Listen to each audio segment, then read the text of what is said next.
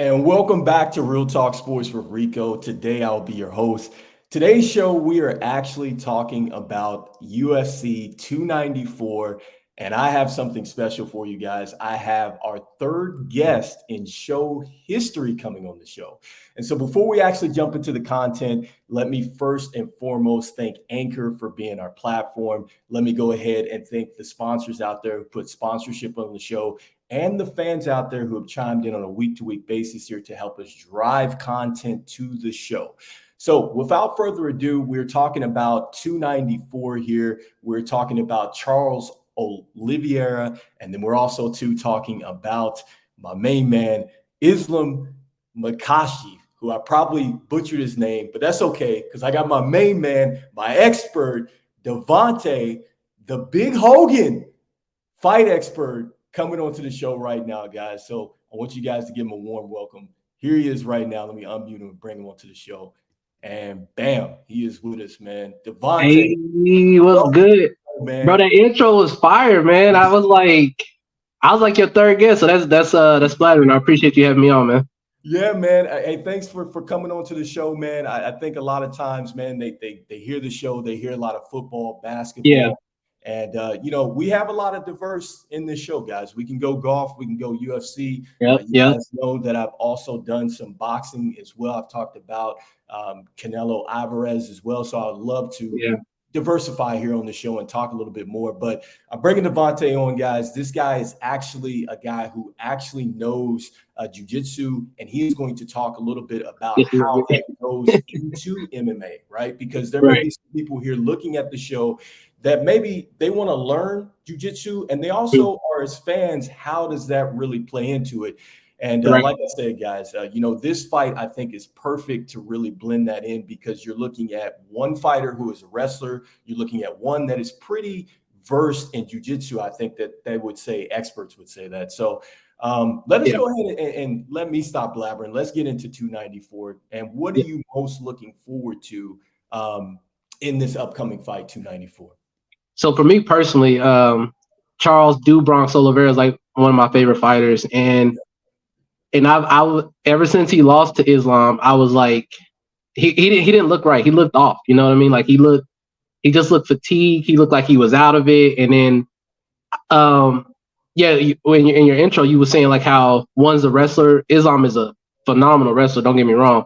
Yeah. But Oliveira is like an elite expert on the ground for like attacking. So he holds the record for the most submission wins in the UFC in all weight divisions. So that is no feat to just brush over like that.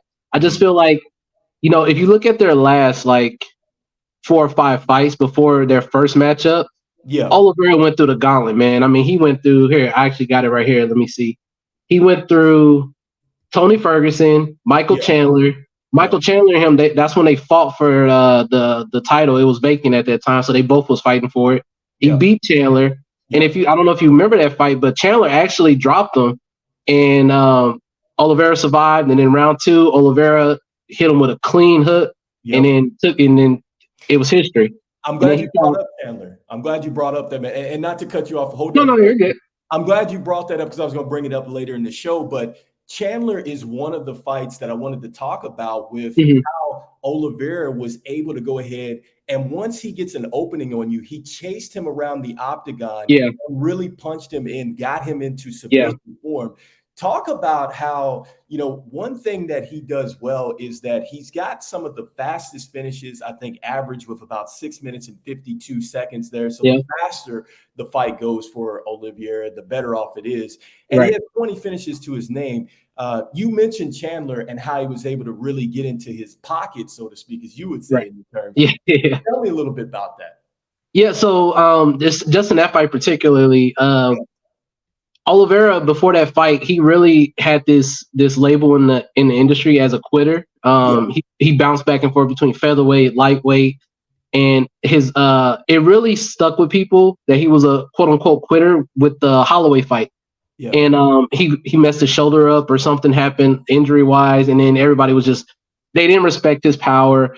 And Yeah, so Chandler, like I said, in that first round, he got dropped, and Chandler called him clean. Uh, the one thing I wished Michael Chandler, because Michael Chandler is a phenomenal wrestler. He's Yeah. short, he's stocky, and in UFC and in MMA and wrestling, the shorter Mhm. you are, the better you are, because your lower center of gravity, you're more powerful on your shoots. Look Mhm. at Henry Cejudo. You know what I mean? So it's like the shorter you are, it helps you out a little bit. But Mhm. he just wants to put on a show for his fans, which I respect. But at the same time, it costs him so many title shots. Mhm. And then you see it. If you don't finish Oliveira, that's one thing I will give Islam in that fight. Islam dropped him, and the difference between Islam and the other guys that dropped Oliveira, Yeah. Islam wasn't afraid to play in his guard. Everybody else is afraid to get in his guard because, like you said, he has the most finishes Mhm. submission wise, whether it's off his back, whether he takes your back, and it's dangerous territory. So Chandler, after he dropped him, he was trying to ground and pound. Oliveira survived, and then Mhm. in the second round, Oliveira caught him, and he just finished him. He didn't even submit him; he just TKO'd him. Ground and pound him. So Man, you brought up some great points, man, and I love that you're bringing up Chandler and you're bringing up some of the past here because that's what we need going into this yeah, preview. The one thing that I would say, with this upcoming fight, and the one thing that you kind of mentioned here is just the fact that Islam seemed to be a bit more of the aggressor, and I thought that yeah, he was that's true. really willing to kind of get into the ground game. Most Hmm. people, I feel like, and I looked at this fight and just reviewing the tape, I don't think that they necessarily want to get into that bag with Olivier, man. They don't want to get on the ground with him because Yeah, he wants you there. It seems yeah, like, being a guy that's versed in jujitsu, he yeah. wants you on the ground. And, can you talk about really how jujitsu really works once you're on the ground like that? Hmm. Why is Oliveira so comfortable there? Like, can you tell us from Yeah, an experience standpoint what's happening down there? yeah. So that's a great question. So with Oliveira in particular, because there's great jiu-jitsu fighters in the UFC. But Yeah, what it does is a lot of fighters focus on the stand up, yeah, and they only train in their training camps because they most fight camps are like 6 weeks. If it's a championship fight, they may give them 2 extra weeks, like an 8-week camp. uh-huh, But most camps work on like takedown defense and grappling defense. So they're not really looking at, especially if you're like a Chandler, a Dustin Poirier, or Justin Gaethje, Oliveira's last 3 fights before Islam, all those guys are like stand and bang. They rather stand and bang and just knock you out, get the flashy KO. But for with jiu-jitsu in particular, it gives you, I don't want to say like an advantage, but it gives you, if you notice, like when Oliveira got dropped, every time he got dropped, he wasn't worried. He wasn't scared. Because right. if you come in my guard, I'm gonna put you in full guard. I can go for an arm bar. I can go for a knee bar from bottom, which is tricky to do. But Aljamain Sterling did it before, so it is possible. These high level black belt jiu-jitsu experts, so they're not afraid to go in there and get their excuse me, to use jiu-jitsu as a and sometimes they'll use it just to give them a break to be like, okay, let me just use this to, because they might have got rung, so they're trying to get the cobwebs off. So they're like, let me just use my jujitsu to threaten them just so I can get back on my feet. Right, right. And I mean, I love that you talked about this with jujitsu because it's like, man, I see this all the time with the mixed martial arts. And I'm like, how does this stuff work? Because Yeah, going back to the last fight where Islam was able to win it, I believe he was able to get Oliveira into an arm triangle there. And yeah, yeah. it Now look at you with your little jujitsu. Okay. yeah, I mean, I went back and looked at the tape, man. So Yeah, I've been studying you. I went back, I looked at the tape, man, and I so appreciate it. do this, man, coming into this thing. And so Right. you talked about the getting on the ground, and we're talking Hmm. about the ground and pound and jujitsu. But one of the things that really stuck out to me too is that with Islam, he's connected on 60.2% Yeah, he's of very accurate. It's the underrated how accurate he is, because if you look right. at the Volkanovski fight, Yeah, I know there's a lot of Volk fans that thought he won that fight. I mean, it's an argument worth to be had, but yeah. if you go back and look at that fight, man, Islam, when he caught Volkanovski, he stopped Volkanovski's momentum. You know what I mean? Right. Like Volkanovski had to step back and be like, okay, I felt that one. So you're right about that one. And to that point, and to add some facts onto that, he is the second highest in division history with Yeah. that percentage on the strikes, man. So it's really incredible. Yeah. And so my thing too with this one, going into this fight, how is Oliveira going to crack the code, so to speak, here? Yeah. Because Islam is riding a 12-fight win streak here, which is Yeah. the third longest in lightweight history, Right. the longest active win streak in UFC right now. Yeah. As a jiu-jitsu guy, if Hmm. you're coming into this one, tell me as a fact, what do I have to do mentally? And we played in basketball games before. When you're coming into a team that's Yeah. hot, what are you Yeah. going to do now when you're in the octagon against a guy that's coming in hot like this? Yeah. So Oliveira has already said it like last year. He didn't watch the fight over because he just felt off. And if you look at their last like fights, and this is me, I feel like Dana, and he did the same thing with Sean O'Malley. We can talk about that in another podcast. But Dana's favorites gets the pick. So if we look at like 3, 4, like the last 5 fights, right? Okay. Yeah. So Oliveira had to go through Tony Ferguson, Michael Chandler, Dustin Poirier, Justin Gaethje, and then Islam. Mm-hmm. And then if you go look at Islam's last, you got Thiago Moises. Nobody knows who that is. No disrespect. But you got Dan Hooker. Dan Hooker is a good one. I'll give him that. Dan Hooker. And then you got Bobby Green, Drew Dober, and then you fight Charles Oliveira, and then you fight Volkanovski. So it's like if you look at their body of work, me personally, I just feel like when Oliveira was in that ring, he just wasn't there all the way. Like he needed, and I'm glad he took this year off, this previous year. Yeah. Because he just all fans of UFC knew that wasn't the real Charles Oliveira. He knows that. His camp knows that. Mm-hmm. And if you looked at his last fight against Beneil Dariush, he looked fresh. He was on point with everything. So I'm excited for this fight. I think too with one thing that's underrated about Oliveira, because Justin Gaethje actually said that after the presser after they fought. He thought Charles didn't have any punching power. He thought he was a quitter. And then Charles hit him with a straight jab up the middle. And then he took his back and choked him out. And Justin was like, man, that dude got some stopping power. So his Muay Thai is so underrated, man. And it's like he'll walk you down. And the one thing I like about him, he mixes it up. He'll throw the elbows. He'll throw the knees. And he always walks you down. And he was walking Islam down. And like you said, back to what you were saying about that 60% accuracy, Islam just caught him up in the middle like he did Oliveira did Justin Gaethje, and Islam wasn't scared to get in his guard, and he did, like you said, he got him with an arm triangle.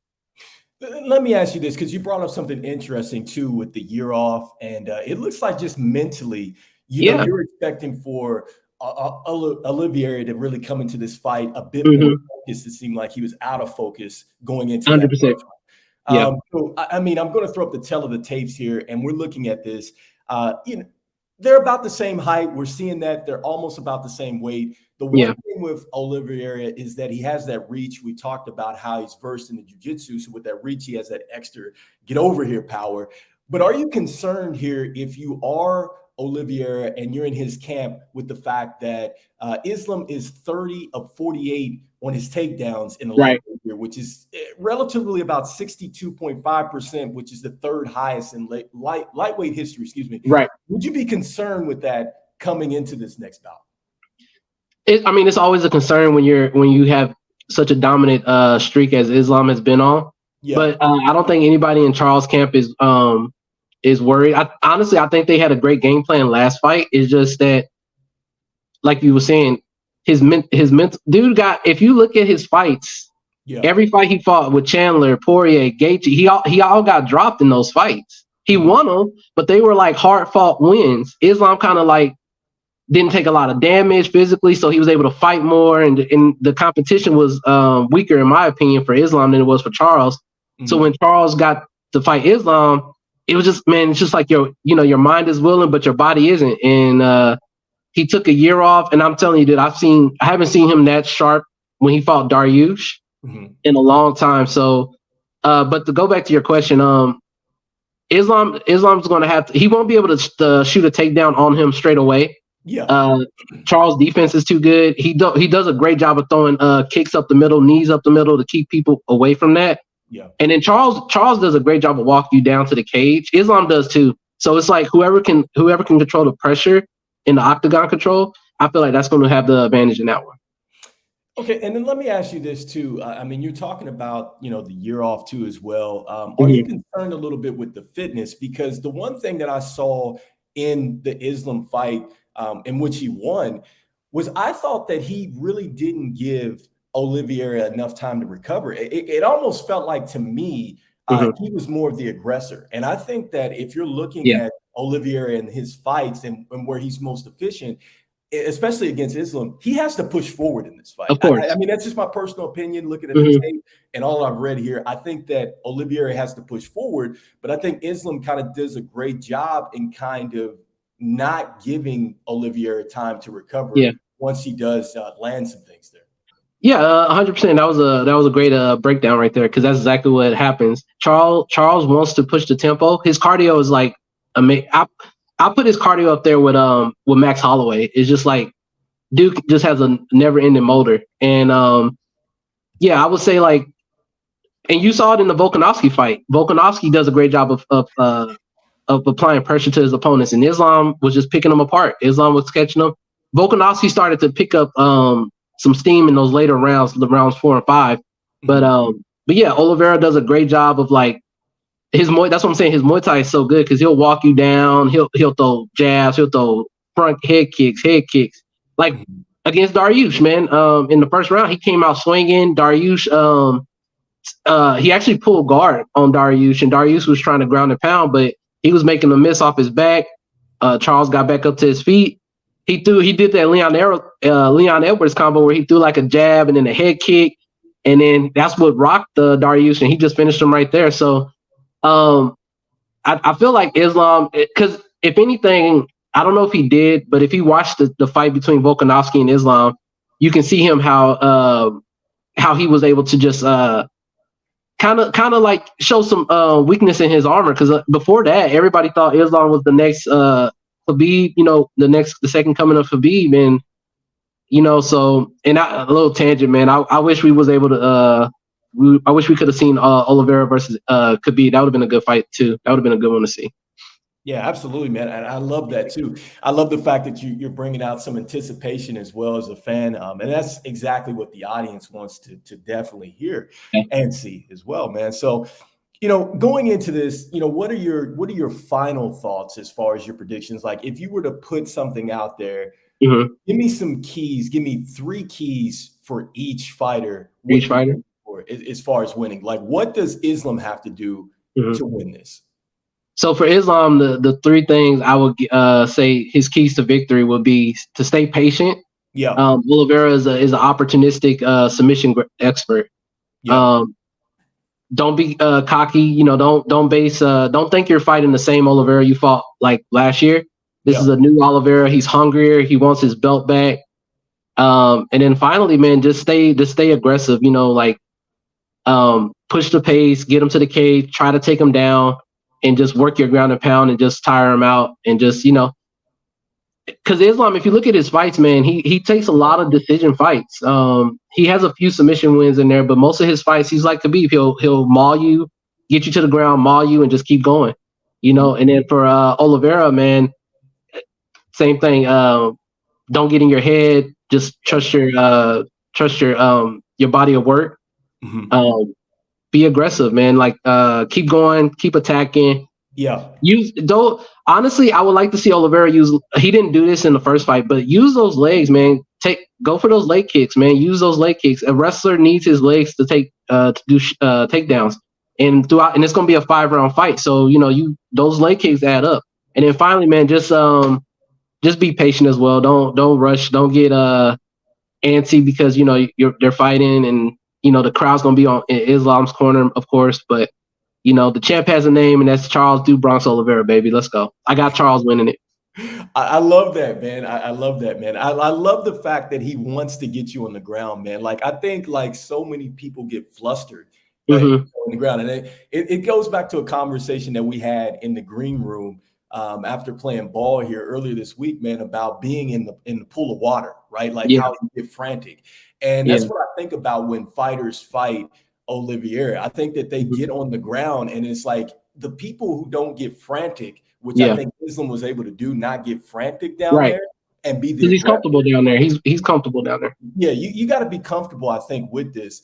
But I'm with you though. I do like Oliveira in this one. I think that perhaps if you're Look at saying, that wheel kick right there, man. That's what he needs to do. He needs to be aggressive, throw combinations, man. Mix it up, get in yeah, there in the clinch, because Islam's gonna want to tie you up. Like he went for an ankle pick right there, but uh-huh. mix up that dirty boxing, man. Chew boxing is where he trains out of, and they're really good at like getting in the clinch, throwing elbows when you're trying to step out of the clinch. So Islam's got to watch out for those elbows too.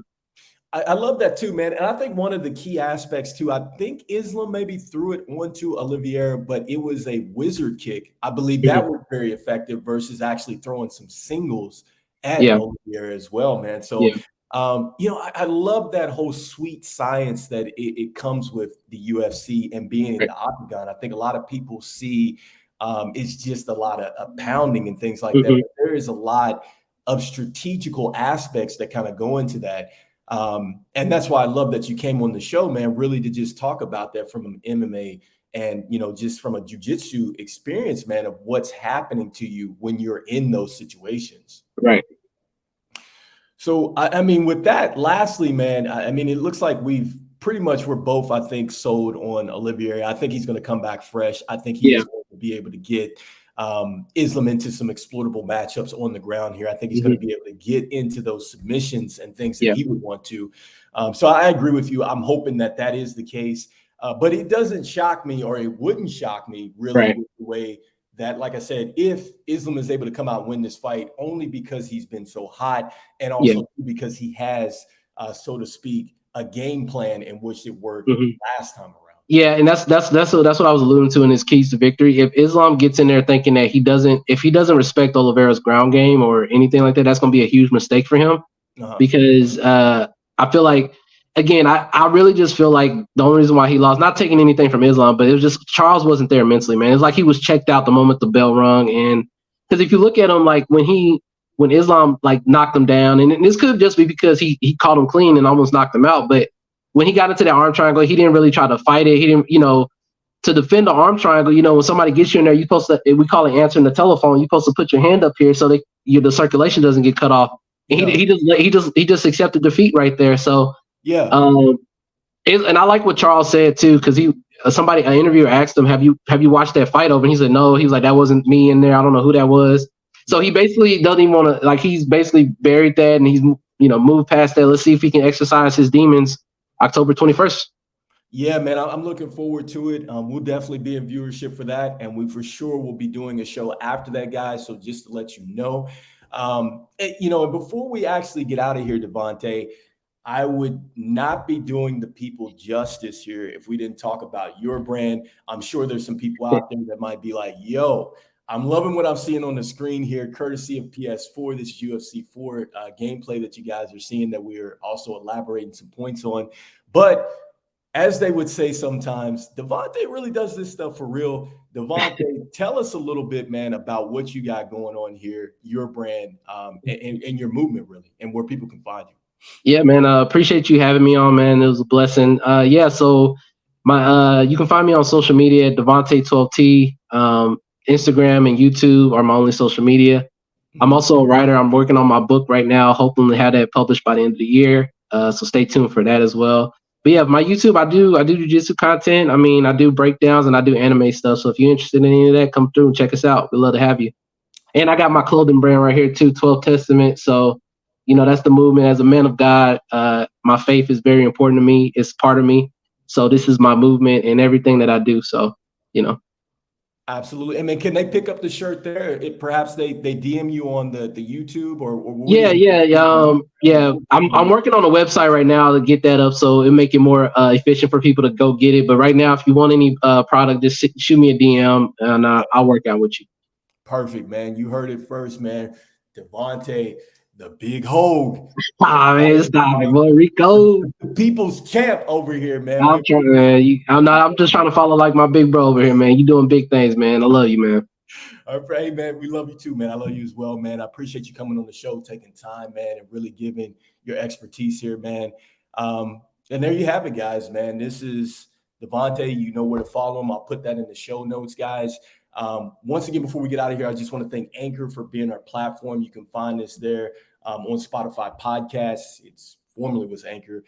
You also can check us on YouTube, which is just Real Talk Sports with Rico. You see Yes, that sir. as well. And also, too, man, we just want to thank the fans out there who have actually, listened. You've given us a follow. You've actually helped us drive content here. You see Sir. new content other than football and basketball, guys. We're looking to expand a little Yeah. bit more. We're going to up the studio as well, man. So I'm really excited for the stuff that we have coming with the show. Man, for myself, for Davontae, man, this is Real Talk Sports with Rico. Guys, I will see you on another show. We're going to be talking a little bit about some NFL football coming up here, man. I got some fantasy football stuff. I got some predictions. I got some really good stuff leading you into Sunday, man. So make sure you check It's gonna out. be fire. All right, man. I'll see you guys on the next one. Take care. All right, peace. Deuces.